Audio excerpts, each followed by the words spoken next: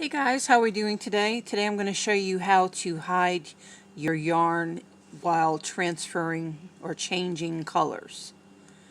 As you can see here, you barely can see it. It's hidden in there pretty good. Of course, just mind the little knot that's right here. I had to use this pink for a different illustration, and unfortunately that knot was there.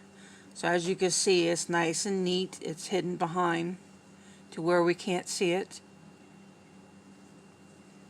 I went ahead and took the liberty and did a 2-inch swatch for the first color. And what you do is you just simply try to keep it secure as best as possible. You can go ahead and change colors by simply attaching the next color that you're wanting to do. I would recommend at least doing probably 2 to 3 inches of that color.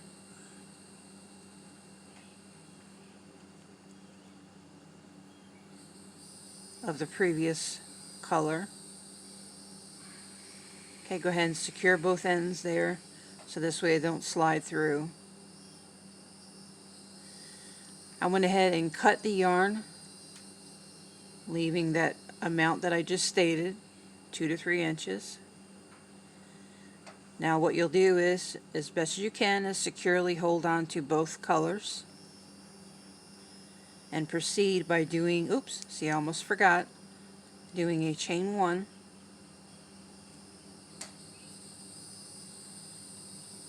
and then placing both ends, of course making sure that you cut that previous color if you didn't already do so, and just simply do your stitching.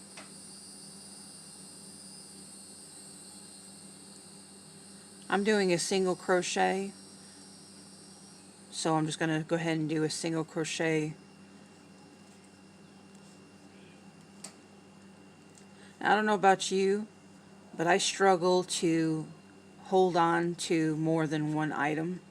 So if you're more of an advanced crocheter, please forgive me. Just ignore how I'm struggling a little bit. But just basically making sure you keep both ends together. This way it'll hide.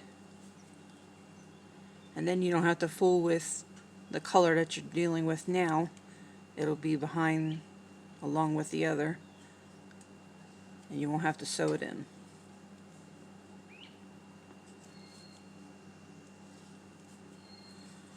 Now granted, this being a brighter color, I don't know, it just may show on the other side, I don't know. And then you can just continue by doing, now see, nice and securely in there, hidden.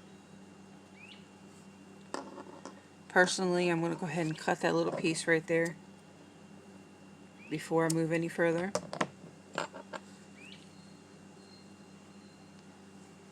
Alright, I'm going to go ahead and do one more row, and then I will stop.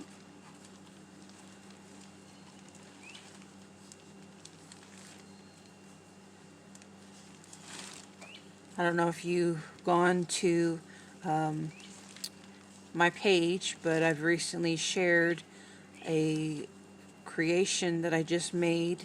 It's little Minnie Mouse and little Mickey Mouse eggs.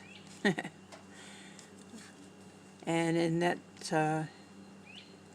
I had to change colors going from black to pink or from black to red. So I thought, well, maybe I'll go ahead and do a video tutorial on how to change colors. Okay, there you have it. Thank you so much for dropping by. Please subscribe and like my channel. I really appreciate it for all your support. You have a good day.